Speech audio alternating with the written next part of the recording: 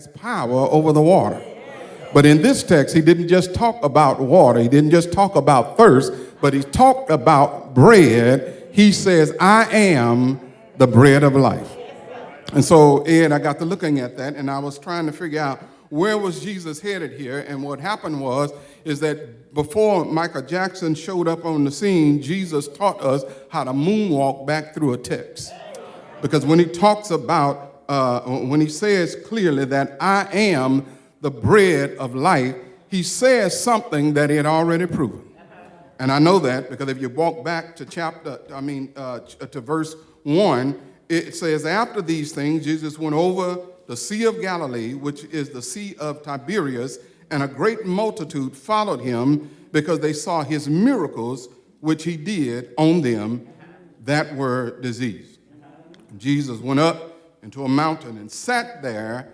As he sat with his disciples, and the Passover, a feast of the Jews, was near, Jesus then lifted up his eyes and saw a great company come unto him. He said unto Philip, where shall we buy bread that these may eat? Okay, let me see if I can bring you back to where I'm at. In verse 35, Jesus says, I am the bread of life. And when you go back to the first part of the chapter, Jesus turned and asked Philip, after seeing a crowd who had been following him, and he says to Philip, Philip, where in the world can we find bread that these may eat? I am the bread of life. Philip, where can we find? Where is Kroger's? Where is Walmart? Where is H-E-B? These people are hungry, and they need something to eat. And the first question that crossed my mind was, why is he picking on Philip? Well, the reason he's picking on Philip is because Philip is from Bethsaida, which is the area where they were. So if anybody knew where could get bread from, it should have been Philip. And the Bible begins to unpack. It says, and he says, and this seed, watch Jesus. He's asking Philip, where can he find bread? In verse 35, he says, I am the bread of life. And because I am the bread of life, I'm asking Philip something that was right in his face, but he didn't know it. And he said, and look at verse 6, so you won't think I'm making it up. He said, and this he said to prove him, for he himself knew what he would do. In other words, what he's really saying is that he's picking on Philip, but the answer ain't in Philip. The answer is in him. And I've shared with us before that you always have to be careful when Divinity asks a question, because he's not asking the question for information, he's asking the question for revelation. In other words, he's not asking Philip because he don't know. He's asking Philip to show Philip what he don't know. And in turn, when Philip would see the revelation of what he's about to do, then Philip would be able to answer the question that Jesus was asking him in the first place. He said, Philip, where can we go find bread at? And then since we're in February, since we in the month where love is demonstrated, guess what? This is Jesus' Valentine's Day card.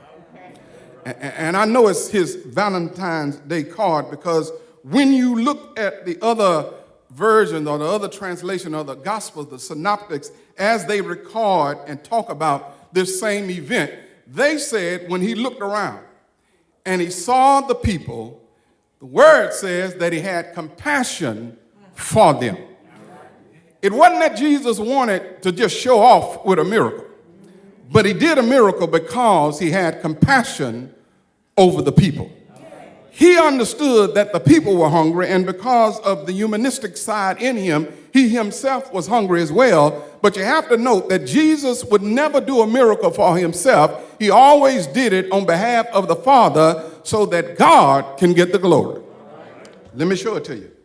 The Bible said, and Philip answered, 200 pennyworth of bread is not sufficient for them, that every one of them may take a little. Now here is what Jesus does. Jesus, to me, gives a snapshot version of church leadership. Because Philip, one of the disciples, began to look at the problem and the scenario that was taking place, but Philip made it a budget issue. Philip says that where can we find 200 pennyworth? Because that's what it would take to feed all these people. Okay, in case you forgot, it's 5,000 men, not counting the women and the children. Peter is looking at the same thing that Jesus sees, but both of them see something different.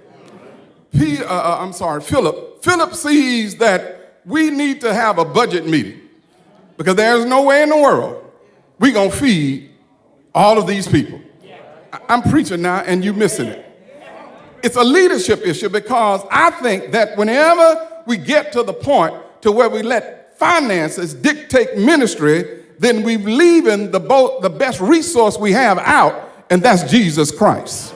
Look at what he says. He says, and one of the disciples, Andrew, Simon's Peter brother, said unto him, there is a lad here, which had 5 barley loaves and 2 small fish. But then he himself makes it a budget issue. He said, I'm not messing it up, but what are they among so many? You have to watch God work. You have to watch him work because, number one, since he is omniscient, then that would indicate that God knows everything. And since he knows everything, it seems like to me that before the crowd showed up, he had already had a remedy for the situation at hand. Okay, Brother Derek, Denny, just me and you, we'll talk right now because they missing it. But they're in a situation where they've been following Jesus and they made their way all the way to the Sea of Tiberias and they are hungry. On that sea, there's one boat that all of them can't get on. Jesus told his disciples, we're getting ready to head to the other side, and the crowd shows up. Jesus looked back and sees this crowd of 5,000 men, not counting their family, and they've got a problem, and the problem is that they're hungry. They're hungry because there was no Burger King on the way. They're hungry because there was no way for them to stop to get anything to eat because they did not want to lose their tracking with the master. And the scenario is set up by God, I believe, and you got 5,000 people plus, and all they have is one person, a lad with a lunch. Now, if the lad with the lunch is there, you have to know that that lad lunch must be little. and so if the lad lunch is little, there is no way that little lad and his little lunch is going to feed 5,000 people. God has set up the scenario. So sometime, brothers and sisters, that we go through situations in our life that when God delivers us out of it, you can't give nobody else the credit but God. I'm trying to show you that this situation is not a situation that can resolve itself. There must be a miracle in the house somewhere. Let me try it again. Let me try that side because y'all went to sleep on me. You got 5,000 people that are hungry. And as they comb the crowd, there's only one person there who perhaps mother had enough sense to fix that boy a lunch. And when the crowd is hungry and the disciples are searching out, how in the world can we feed these people? And all Andrew found was a little lad with a little lunch. And while he was there with that little lunch, he did something that all of us need to do. In the hand of the lad, the lunch is little. But at least somewhere, somehow, he had enough sense to give his little lunch to the Lord. The doors of our church are open now because I see y'all ain't in a hear me preaching mood. he has a little lunch, but he gave that lunch to the Lord. And guess what God did? You in verse 8? One of the disciples, Andrew, well, so y'all won't fall asleep on me. Let's read it together. Look at verse 8. Are you there? Yes, sir. Now, when you get to 8, we're going to keep on going to 9. And then we'll hit 10. Are you there? Yes, sir. Ready, set, read.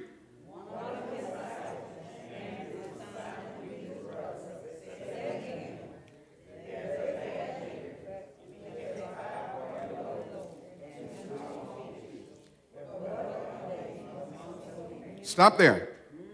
There is a lad which had 5 barley loaves. And barley is the material or the ingredients that was used by poor families in order to cook. And I'm saying that because I want you to understand, don't think that he had 5 loaves of bread, as it has been told and taught, but these are more like 5 biscuits. And these are not Hungry Jack biscuits, because it comes from a poor family, so they probably was no more than around about this size. So here he has 5 little biscuits, and then it says 5 small fish, which means that he's not having salmon, but he's probably having sardines. So he has 5 little biscuits and 2 sardines. That's all he has. But we got 5,000. God does some strange arithmetic, because he takes 5 and 2 and feeds 5,000. And if you keep reading the text, you'll find out that 5 plus 2 to God can feed 5,000 and still have 12 remaining. He says, look at verse 10. And Jesus said, make the men sit down. Now, there was much grass in the place, so the men sat down, a number of about 5,000. Further proving that God is a God of order, because before he fed them, he made them sit down. Are you with me now? And then when you read the other translation, I think it's Mark says that they sat in sets of 50. And then watch what happens. He got a small lunch that he got from a lad, but it's in the hands of Jesus Christ. Verse 11, and Jesus took the loaves, and when he had given thanks, he distributed to the disciples, and the disciples to them that were set down. And likewise of the fish, as much as they would. When they were filled, he said unto the disciples, gather up the fragments that remain, that nothing be lost. I wish I had time to demonstrate it, because you've got to really see what's going on. First thing he did, he says that make the men sit down. As if to say, since there were men and their family, the average family at that time was about 3.5. And so if we multiply 3.5 to 5,000, that means it was probably more closer to 15,000 people that were there. And Jesus didn't pull out his head like, what us gonna do? He made the men sit down. You got me? And then he blessed the bread, and then he break it. And then likewise with the fish. And he gave it to the disciples, and the disciples gave it to those that sat down. He had 5,000 men there. He said, tell the men to sit down. And when he gave it out, the Bible says he gave it to those that sat down, which suggests that the only ones that received his blessings were the ones that had enough sense to sit down. He's a God of order. And then I can't dismiss the miracle.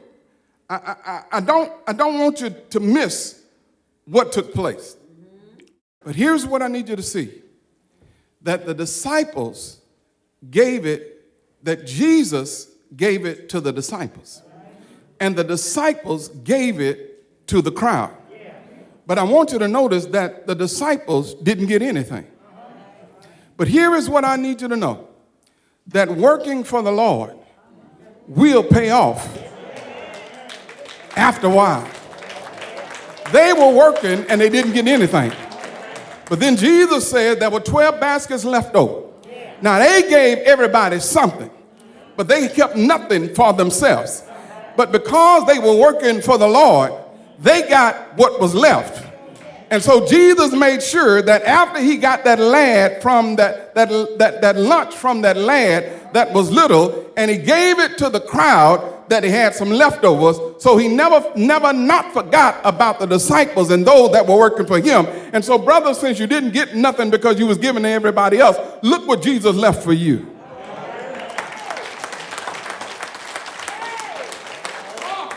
So that means that if it had 12 baskets left over, they gave everybody some, but they had a whole basket for themselves to feed their family because they were working for the Lord. He took the bread and he blessed it. And in verse 35, he says, I am the bread of life. Because they were arguing about this bread that they got from Moses. And Jesus said, no, Moses, the bread that was fed from Moses is the bread that came from heaven. And guess where I was before I showed up in Mary's womb? I was in heaven. I'm the one that was breaking that bread because I am the bread of life. That's enough. Brothers, get your leftovers.